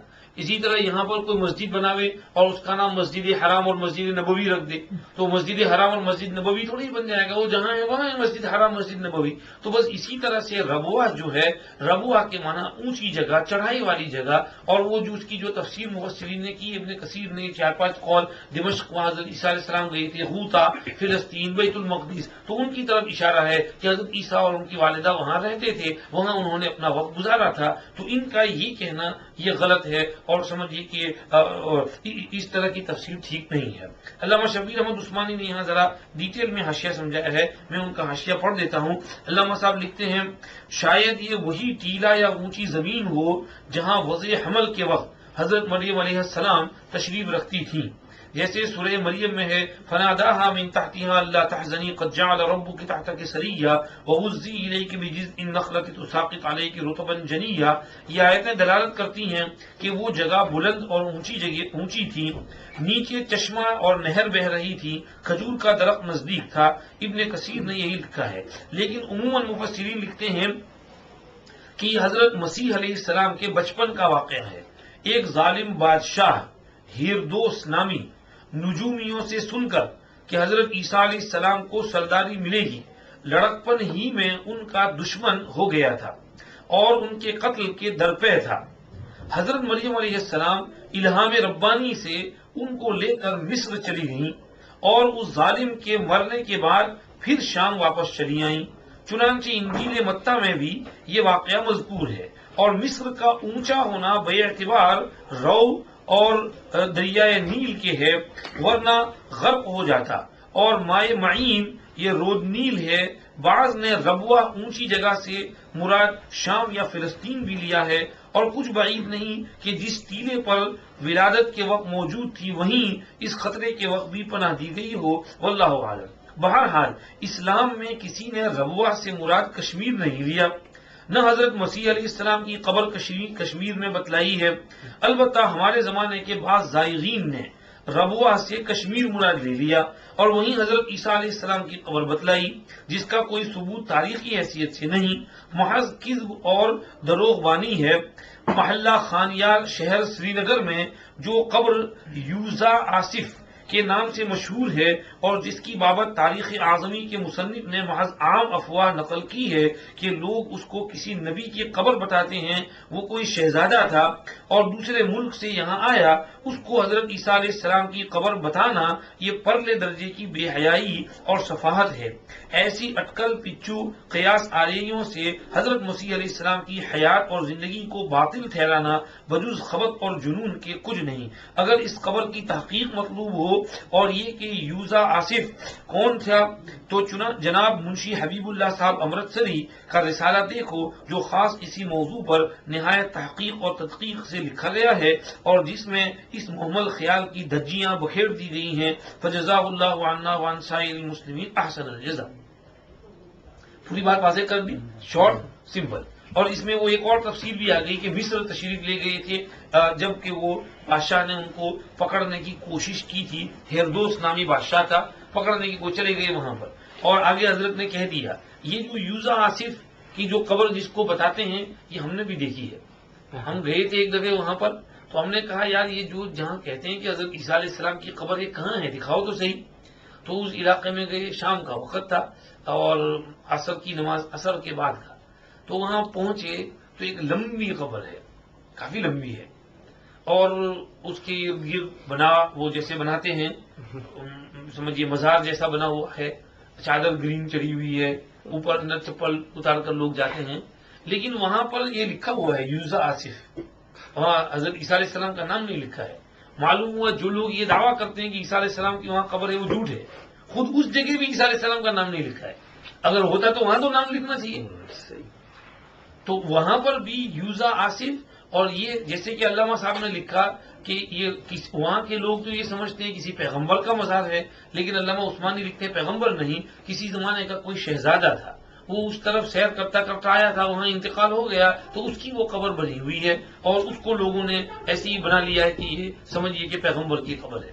ابھی بھی وہاں انٹرنیٹ پر آپ کو ملے گا کہ دلی میں کہیں پر روڈ بنا رہے تھے تو 3 پیغمبروں کی قبریں نکلی اور وہ قبریں 18-20 فٹ لمبی ہیں اور اس کو انہوں نے ڈھانک دیا، قبر بنا دی اور زیارت گاہ بنا دی. اب لوگ سیر کرنے کے لیے جاتے ہیں کہ یہ پیغمبر کی قبر ہے. واللہ عالم بحقیقت الحال کہ حقیقت میں پیغمبر کی ہے یا کیا ہے. یہ لوگ کہتے ہیں کہ وہ جسم محفوظ تھا اس لیے وہاں روڈ نہیں بنایا، روڈ کو ڈائیورٹ کر دیا. جسم کا محفوظ ہونا یہ پیغمبر ہونے کی دلیل نہیں ہے. بعض مرتبہ پیغمبروں کے علاوہ کے بھی جسم بھی تو محفوظ ہوتے ہیں، تو یہ کوئی دلیل نہیں ہے کہ وہ پیغمبر ہی ہیں. بہرحال ہو سکتا ہے نفی بھی، اور سمجھیے کہ اس میں ہم نہ نفی کرتے ہیں نہ اس بات کرتے ہیں، لیکن یہ کہ لوگ ایسا کہتے ہیں، ایسے مختلف دعوے کرتے ہیں کہ یہاں فلاں پیغمبر، تو اتنا جلدی سے تسلیم نہیں کر لینا چاہیے جب تک واقعی یقینی طور پر معلوم نہ ہو، وہاں تک جو ہے اس کو سمجھیے ماننا درست نہیں ہے۔ جن پیغمبروں کے بارے میں یقینی معلوم، جیسے ابراہیم علیہ السلام، اسحاق علیہ السلام، یعقوب علیہ السلام، یہ وہاں پر فلسطین میں الخلیل نامی مسجد ہے، اس کے احاطے کے اندر مدفون ہے، تو وہ تو پکی بات ہے کہ ابراہیم علیہ السلام کی قبر ہے، اور اسحاق علیہ السلام کی، یعقوب علیہ السلام کی۔ موسیٰ علیہ السلام کے بارے میں تقریباً یقینی طور پر کہتے ہیں کہ یہ موسیٰ علیہ السلام کی قبر ہے، لوگ زیارت کے لیے جاتے ہیں۔ شعیب علیہ السلام کی قبر بتاتے ہیں، تو جس کی پتہ ہے ٹھیک ہے، لیکن جس کی یقینی طور پر پتہ نہیں، اس کے بارے میں ہم نے نہیں بولنا چاہیے کہ یہ فلاں کی ہوگی۔ بہرحال یہ کسی جگہ کا نام ربوہ رکھ دینا اور اس طرح کے دبوسنے پر امت کو گمراہ کرنے کی کوشش کرنا، یہ اچھا نہیں ہے، توبہ کرنی چاہیے، اللہ کے حضور معافی مانگنی چاہیے، یہ سمجھیے کہ یہاں ترغیب دی جا رہی ہے۔ اب پیغمبروں کا ذکر پورا ہوا، آگے نیا رکوع شروع ہو رہا ہے۔ اللہ فرماتے ہیں یا ایھا الرسل کلوا من الطیبات واعملوا صالحا انی بما تعملون علیم۔ اے پیغمبروں، صاف ستھری چیزیں کھاؤ اور نیک عمل کرو، بے شک میں تمہارے اعمال کو اچھی طرح جانتا ہوں۔ وَإِنَّ هَٰذِهِ أُمَّتُكُمْ أُمَّةً وَاحِدَةً، اور یہ لوگ ہیں تمہارے دین کے، سب ایک دین پر ہیں، اور میں تمہارا رب ہوں، سو مجھ سے ڈرتے رہو۔ فَتَقَطَّعُوا أَمْرَهُمْ بَيْنَهُمْ زُبُرًا، لیکن پھر پھوٹ ڈال کر اپنا کام کیا انہوں نے آپس میں ٹکڑے ٹکڑے۔ كُلُّ حِزْبٍ بِمَا لَدَيْهِمْ فَرِحُونَ، ہر فرقہ جو ان کے پاس ہے اس پر خوشیاں منا رہا ہے۔ فَذَرْهُمْ فِي غَمْرَتِهِمْ حَتَّىٰ حِينٍ، سو آپ چھوڑ دیجئے ان کو ان کی بے ہوشی میں ڈوبتے ہوئے ایک وقت مقررہ تک۔ أَيَحْسَبُونَ أَنَّمَا نُمِدُّهُم بِهِ مِن مَّالٍ وَبَنِينَ، بھلا انہوں نے یہ خیال کر رکھا ہے کہ ہم ان کو جو کچھ دیے جاتے ہیں مال اور اولاد، نسارع لهم فی الخیرات، سو ہم ان کو تیزی سے جلدی جلدی خیرات اور خوبیاں اور بھلائیاں پہنچا رہے ہیں۔ بل لا یشعرون، یہ بات نہیں، بات یہ کہ وہ سمجھتے نہیں ہیں، ان کو شعور اور احساس ختم ہو چکا ہے۔ اللہ پاک فرماتے ہیں یا ایھا الرسل کلوا من الطیبات، جتنے پیغمبر ضمناً ہم نے اشارتاً کنایتاً پیچھے ذکر کیے، سب کو ہم نے ایک میسج دیا تھا۔ وہ میسج کیا تھا؟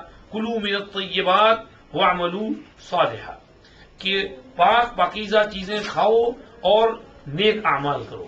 پاک پاکیزہ چیزیں کھاؤ، اس میں ایک اشارہ تو یہ ہے کہ اسلام میں رہبانیت نہیں ہے، یعنی گوشت حرام کر لینا، سبزی حرام کر لینا، فلاں چیز حرام کر لینا، فلاں چیز حرام کر لینا، یہ اسلام میں نہیں ہے۔ اسلام کہتا ہے حلال چیزیں کھاؤ، پیٹ بھر کر کھاؤ، سیر ہو کر کھاؤ۔ جو پرہیز کرنا ہے صرف حرام، جو اللہ نے کہا اس سے پرہیز کرنا ہے۔ اللہ نے جن چیزوں کو حلال کیا اللہ تو کہہ رہے کھاؤ ان کو۔ تو ایک بات تو اس سے یہ سمجھ میں آئی کہ پاک پاکیزہ حلال چیزیں کھاؤ، بلا وجہ اپنے اوپر کسی چیز کو حرام ورام مت کرو، اور مونک مت بن جاؤ، اور بامر مت بن جاؤ، اور سمجھیے کہ اپنے اوپر چیزیں حرام مت کرتے پھرو، اور پاپ واپ کچھ نہیں لگتا ہے، اللہ ان کے خالق ہیں، اللہ کہتے ہیں ان کو کھاؤ، لہذا کھا سکتے ہیں۔ دوسری بات یہ سمجھ میں آئی کلوا من الطیبات میں ایک تو دو چیزیں شامل ہیں، ایک تو حلال چیزیں کھانا اور دوسری اپنی کمائی حلال رکھنا، دونوں امپورٹنٹ ہیں۔ ہم بعض مرتبہ ایک چیز کو تو امپورٹنس دیتے ہیں، یعنی کھانے پینے میں کہ یہ حلال دکان سے لائے ہوں، میٹ حلال ہو، یہ چکن حلال ہو، فلاں چیز حلال ہو، لیکن اس سے پہلے کیا ہے؟ انکم ہے، تو اس انکم پر دھیان نہیں دیتے کہ میری یہ انکم حلال ہے یا نہیں، حالانکہ دونوں کو امپورٹنس ضروری ہے کہ میٹ بھی حلال ہو اور پیچھے ہماری انکم جو ہے وہ بھی حلال ہو، کہیں کوئی چوری کا پیسہ تو نہیں، فراڈ کا پیسہ تو نہیں، حرام کا پیسہ تو نہیں ہے، جو نہیں لینا چاہیے، گناہ سے کمایا ہوا پیسہ تو نہیں ہے، دونوں چیزوں کا کوئی امپورٹنس دینا ضروری ہے۔ حضرت نبی پاک صلی اللہ علیہ وسلم فرماتے ہیں انسان نہیں کھاتا ہے کسی چیز کو جو اس کے لیے زیادہ عمدہ اور پاکیزہ ہو بنسبت اس کے ہاتھ کی محنت اور کمائی والے چیز کے، اور داؤد علیہ السلام اپنے ہاتھ کی محنت سے کماتے تھے، حالانکہ داؤد علیہ السلام بادشاہ تھے لیکن بیت المال سے نہیں لیتے تھے، محنت کرتے تھے، ہارڈ ورک کرتے تھے اور اس سے اپنی کمائی کرتے تھے اور اس پر گزارا کرتے تھے۔ حضرت زکریا علیہ السلام بڑھئی اور کارپینٹر تھے، کارپینٹری کا کام کرتے تھے اور کھاتے تھے۔ نبی پاک صلی اللہ علیہ وسلم خود فرماتے ہیں کہ میری جوانی میں میرا جاب بکریاں چرانا تھا، میں بکریاں چراتا تھا چند قیرات کے اوپر مکہ والوں کے لیے، وہ قیرات مجھے دیتے تھے، اس پر میرا گزارا ہوتا تھا، اور ہر پیغمبر نے بکریاں چرائی، موسیٰ علیہ السلام نے بھی بکریاں چرائی ہیں، تو پیغمبر حضرات اپنی محنت کر کے سے کما کر کے کھاتے تھے۔ حضرت داؤد علیہ السلام شروع میں جب بادشاہ بنے ہیں تو بیت المال سے لیتے تھے۔ ایک مرتبہ آپ کی عادت تھی کہ باہر نکلتے تھے، لوگوں میں مکس ہوتے تھے، دیکھتے تھے لوگ میرے بارے میں کیا باتیں کرتے ہیں، تو سمجھیے اس سے اندازہ ہوتا ہے آدمی کو کہ لوگوں کے ذہن میں میرے بارے میں کیا ہے۔ حضرت داؤد علیہ السلام نکلے اور بڑے میاں سے پوچھنے لگے کیا حال چال ہے بھائی، ٹھیک ٹھاک ہو؟ ہاں۔ داؤد کیسا آدمی ہے؟ اچھا آدمی ہے، بادشاہ بھی اچھا ہے، لیکن اس میں ایک خامی ہے، وہ اپنا خرچہ جو ہے بیت المال سے لیتا ہے، محنت سے، اپنی محنت سے نہیں کماتا۔ داؤد علیہ السلام کو تنبیہ ہوئی، بات تو صحیح ہے اس کی یار، اپنی محنت سے کمانا چاہیے۔ تو حضرت داؤد علیہ السلام نے اللہ سے دعا مانگی، اللہ کو ایسا پیشہ دے دے کہ وہ میرے لیے آسان بھی ہو، میں خود محنت کر اس کو کروں اور پھر اس سے اپنا گزارا بھی کروں، میرے گھر والوں کا بھی خرچہ نکلے۔ اللہ پاک نے کہا ٹھیک ہے، وَأَلَنَّا لَهُ الْحَدِيدَ، ہم نے ان کے لیے لوہے کو نرم کر دیا، تو لوہا ان کے لیے موم اور واکس کی طرح بن گیا، جس طرح واکس کو مروڑتے ہیں تو وہ مڑتا ہے، تو لوہا بھی جس طرح وہ مروڑتے تھے مڑتا تھا۔ اور داؤد علیہ السلام اس سے پھر تلوار بناتے، نیزہ بناتے، زرہ بناتے، ٹوپی بناتے، اور سمجھیے آرمر بناتے اور بیچتے تھے، اور پھر وہ جب بکتا اس سے جو پیسہ آتا تو اس پر اپنا گزارا کرتے تھے، اور اس میں سے آدھا جو ہے صدقہ کرتے تھے اور آدھا اپنے بیوی بچوں کی اخراجات میں استعمال کرتے تھے۔ یہ ہوا وکان یأکل من عمل یدیہ۔ تو اس میں یہ بھی پتہ چلا داؤد علیہ السلام کا خود جو ہے اپنے بارے میں ریپیوٹیشن پوچھنا لوگوں کو کہ کیسا ہے۔ حضرت عمر رضی اللہ عنہ کا ایک قصہ پڑھا۔ حضرت عمر رضی اللہ عنہ ایک مرتبہ رات کو گشت کر رہے تھے اور ایک جگہ دیکھا کہ خیمہ ہے، آگ جل رہی ہے، اس طرف تشریف لے گئے تو دیکھا کہ اندر بچے رو رہے ہیں، اور باہر جو ہے وہ ایک بی بی خاتون نے چولہا جلایا ہے، اس کے اندر پانی ہے۔ پوچھا بی بی خیر تو ہے؟ کہا ہاں۔ یہ کیا ہو رہا ہے، بچے کیوں رو رہے ہیں؟ تو بھوکے ہیں بچے۔ اچھا تم کھانا پکا رہی ان کے لیے؟